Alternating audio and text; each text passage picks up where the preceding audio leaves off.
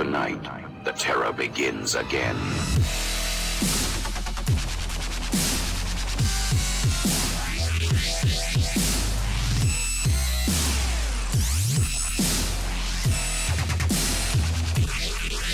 God aften, velkommen til Aftens Nyheder. I aften har vi et interview med Gandhi, som er en af de mest berømte inder i hele verden. Han er samtidig en meget særpræget karakter og meget karismatisk. Han er kendt for at kunne udbrede sine politiske budskaber og samle store folkemængder. Her har vi et interview med ham.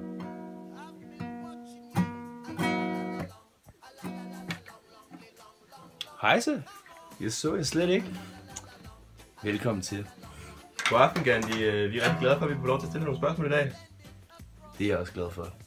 Først vil jeg gerne spørge dig, hvor du har fået din inspiration fra. Jeg skal fortælle dig, hvor jeg har fået min inspiration fra. Den har jeg fået fra Sydafrika. Fordi der boede jeg hen engang. Og dengang der var der rigtig meget diskrimination af indere. Fordi vi var et mindretal derhenne. Og de kunne ikke lide os. Det kunne de ikke. Vi havde ingen rettigheder at gøre til det, så det gjorde ligesom noget med mig. Ja, okay. Vi vil gerne vide, hvad din inspiration så derefter har udledt dig. Hvad har du opnået resultater ved hjælp af den her inspiration? Hvad har det fået til at gøre? Jamen, det skal jeg fortælle dig, hvad jeg har gjort. Hvad jeg gjorde. Det jeg gjorde, det var ligesom, at jeg tog det havde gjort ved mig, mere tilbage til Indien. Og så tænkte jeg, hvad kan jeg gøre? Så jeg lavede nogle protester, som blev kaldt non-violent protester, eller sit-down protester, hvor vi ligesom bare faktisk gjorde ingenting. Og det tænkte vi, det var lidt den bedste måde, vi kunne protestere mod det her. Ja, okay. Det her med menneskerettigheder og den slags.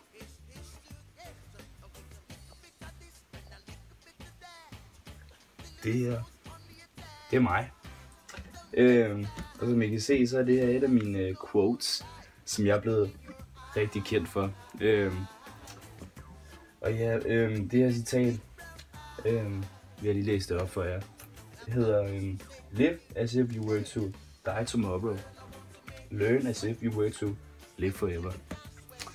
Og det, som jeg i hvert fald har blivet lidt mærke i med mit eget citat her, det er, at det her med live forever, det er jo lidt sjovt i forhold til hinduismen med Atman, som jo aldrig dør.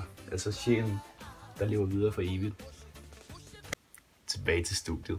Yes, og det var vores interview med Gandhi, og nu, undskyld.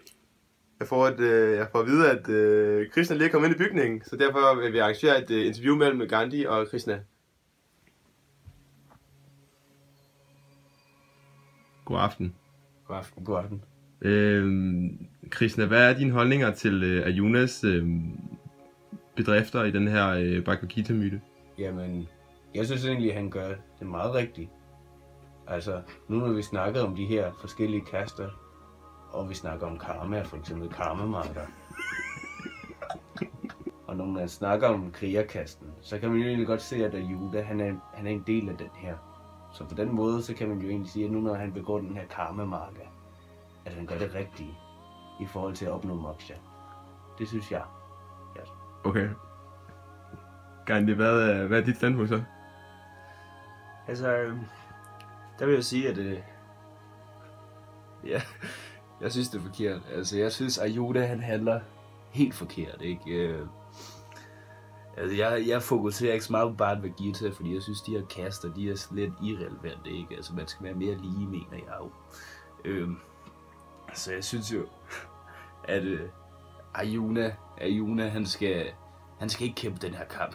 Han skal ligesom kigge på Manus lovbog, i stedet for at kigge lidt på ahimsa, det her ikke-volds begreb. Så det mener jeg.